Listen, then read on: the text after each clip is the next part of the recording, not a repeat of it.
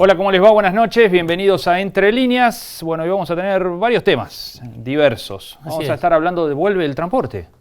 ¿Vuelve el transporte? Más o menos. Más o menos, vuelve el transporte. Bueno, lo cierto es que anunció ayer el gobierno el regreso de los colectivos de larga distancia, ¿sí? De los trenes y de los aviones. Y los aviones. Bueno, pero solamente para trabajadores esenciales que requieran movilidad y para aquellos casos de urgencia por cuestiones sanitarias.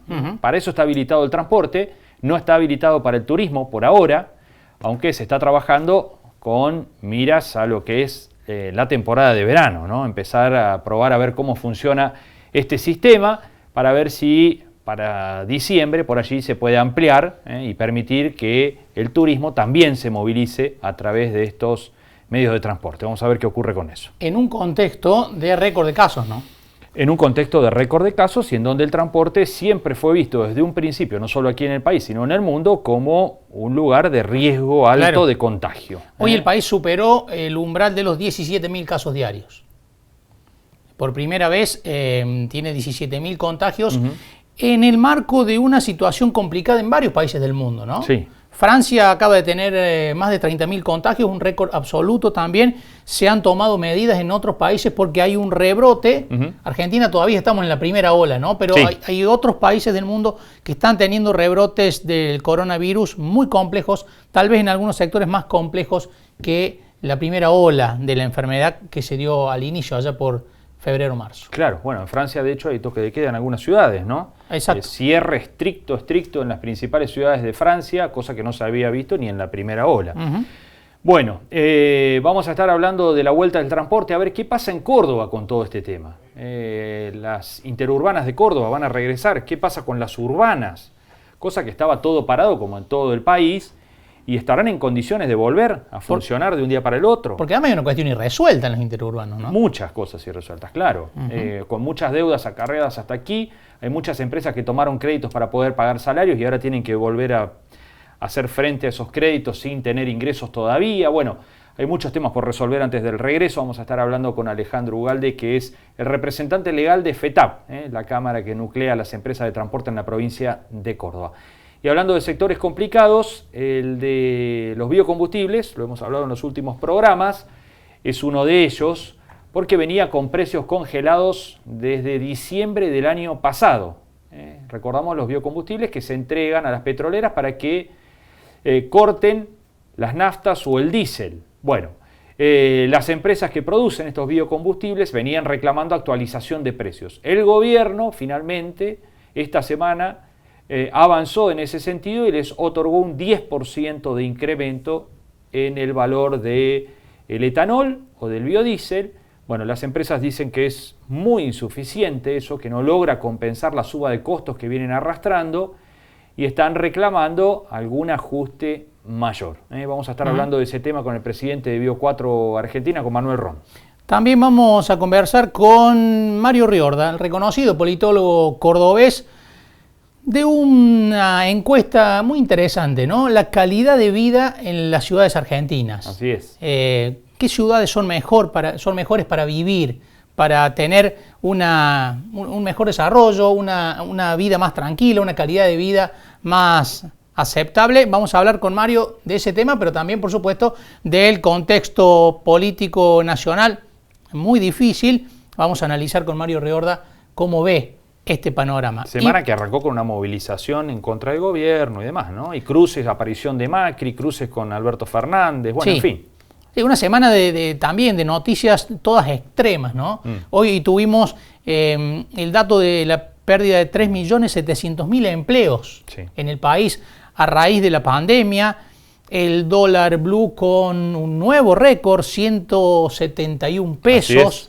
Récord de casos de coronavirus, un país que está en el extremo de manera permanente, ¿no? Y 24 horas acumulan una magnitud de noticias que normalmente se producirían en varios años, ¿no? Claro. En otros países de mayor normalidad. También vamos a hablar de las elecciones de Río Cuarto. 29 de noviembre Río Cuarto debería votar si todo va como lo que ha estipulado la Junta Electoral Municipal. vamos a empezar a hablar con los candidatos. La semana pasada lo tuvimos a Gabriel Abrile. Así es. Esta semana vamos a tener a Lucía de Carlos, candidata a intendenta por Respeto, que busca Respeto sostener su representación de 2 concejales y un tribuno de cuentas. Así es. Vamos a los auspicios y enseguida hablamos con Mario Riorda. Auspician este programa Bio 4, Alimentos Santa Rosa, Ente Municipal de Obras Sanitarias, Sociedad Anónima de Transporte Ciudad de Río Cuarto, Sociedad Rural de Río Cuarto, CESIS, Diego Cid, Consejo Deliberante, Gobierno de la Provincia de Córdoba, Gobierno de Río Cuarto, Universidad Nacional de Río Cuarto, Comuna de Chucul, Municipalidad de Monte de los Gauchos, Colegio de Abogados de Río Cuarto, Defensoría del Pueblo Ciudad de Río Cuarto, AEFIP, UPC.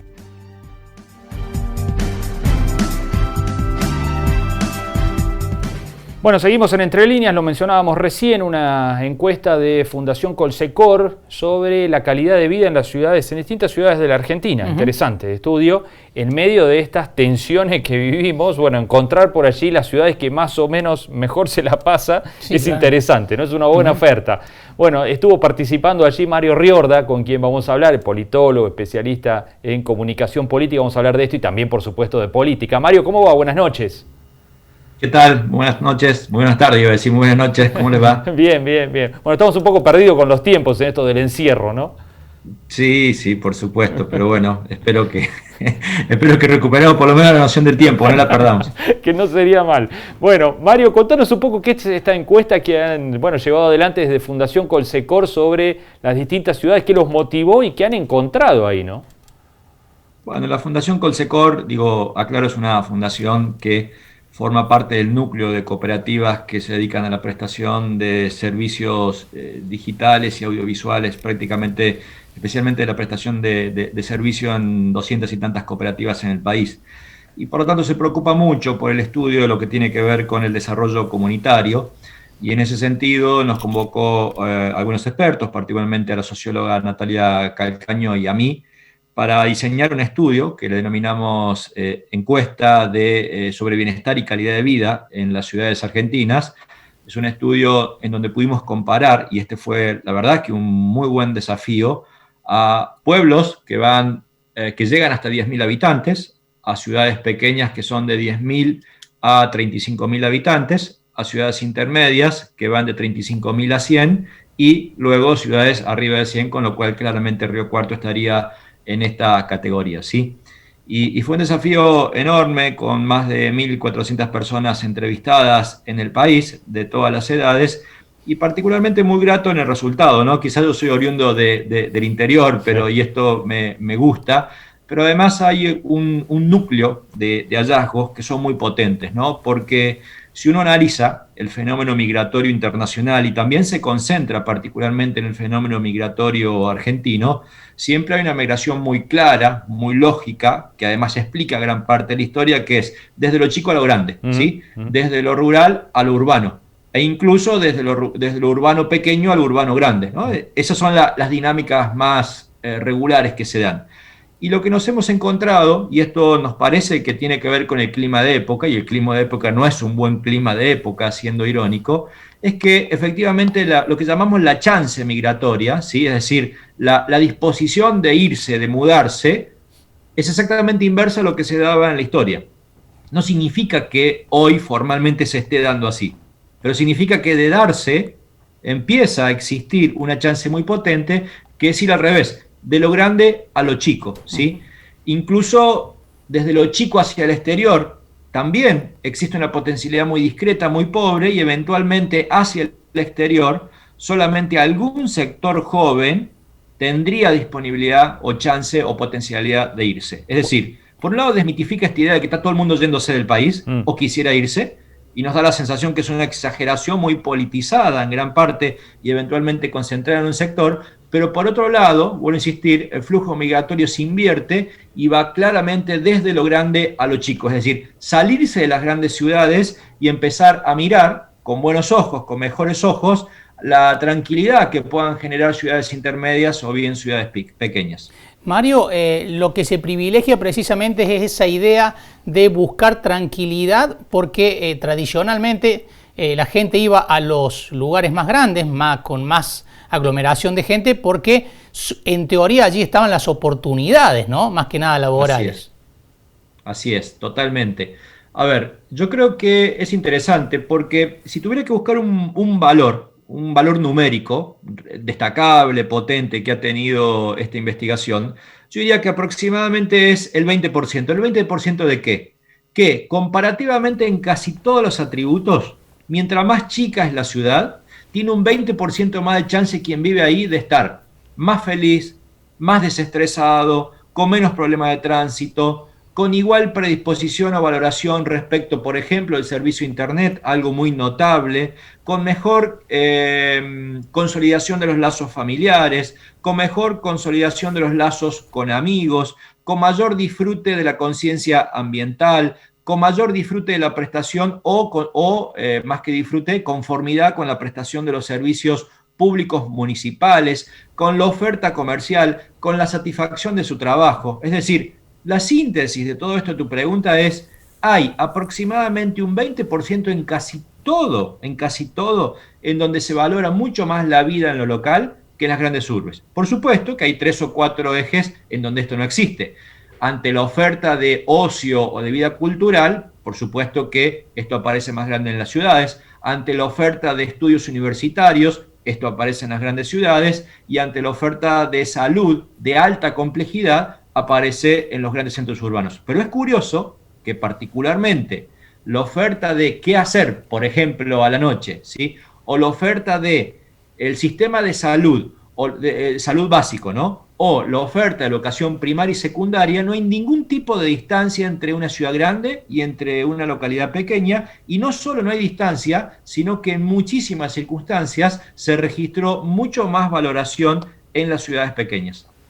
Mario, esto vendría a ser es una buena noticia pensando el problema de la conurbanización, por llamarlo de alguna manera, que la Argentina vivía en Buenos Aires, por ejemplo, en el Gran Córdoba, en el Gran Rosario, que eran realmente problemas estructurales de la Argentina, ¿no?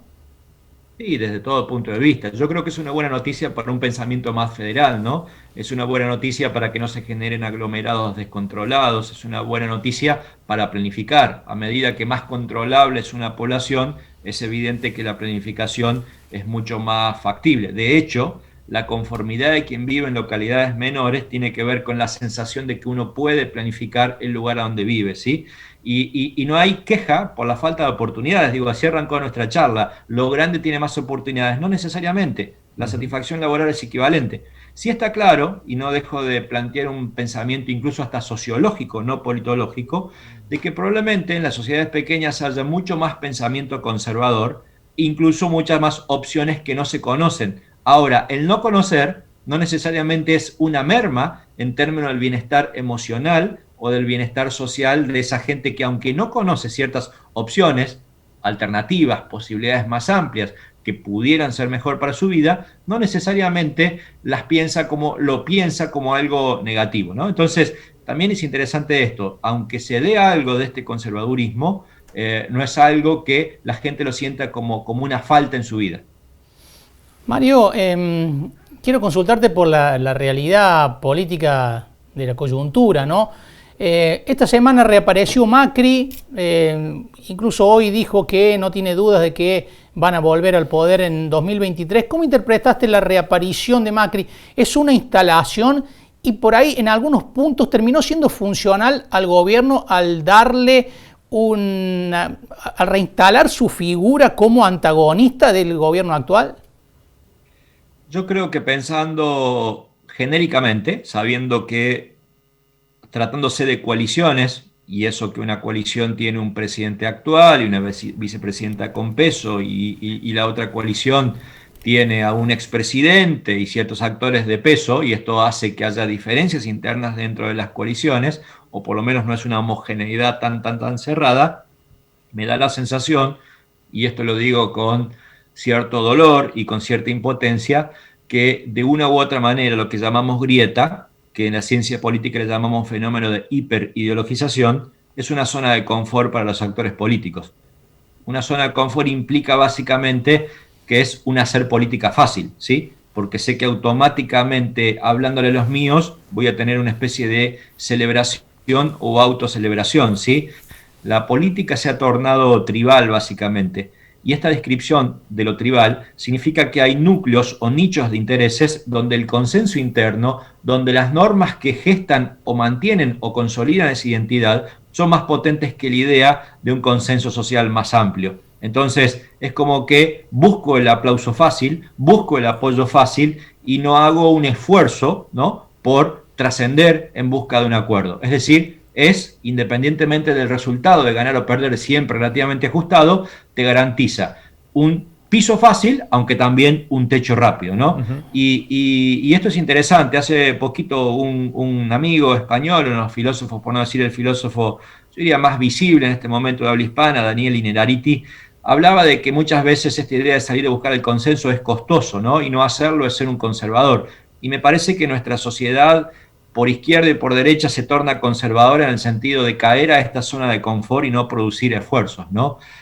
No tan solo pensándolo en el caso de Alberto Fernández, a quien quizás le cabe una responsabilidad mayúscula, porque de alguna manera su contrato electoral tenía que ver con su moderación, y su moderación había que traducirlo, por lo menos yo la sigo traduciendo, como este ejercicio de acercar partes absolutamente distanciadas, ¿no? Ahora, convengamos que antes de llegar al ejercicio, a la oposición hacía lo mismo que está haciendo Mauricio Macri. Hoy Mauricio Macri pareció desconocer si tuviera o no efectos políticos y efectos sociales y efectos sanitarios la grieta, en el sentido de decir que la grieta no es dramático porque en realidad reconoce, o al revés, es el planteo explícito de que hay una puja de valores. Y es verdad, digo, porque las sociedades son sociedades que, aunque lo nieguen, son ideológicas. Ahora, curiosamente, el propio Mauricio Macri, durante su gobierno, habló o usó expresiones como transideológico, posideológico, no ideológico o aideológico. Para él en su momento no había ideología y trataba de buscar el consenso. Hoy que ha perdido, sí marca líneas tan contundentes. Entonces,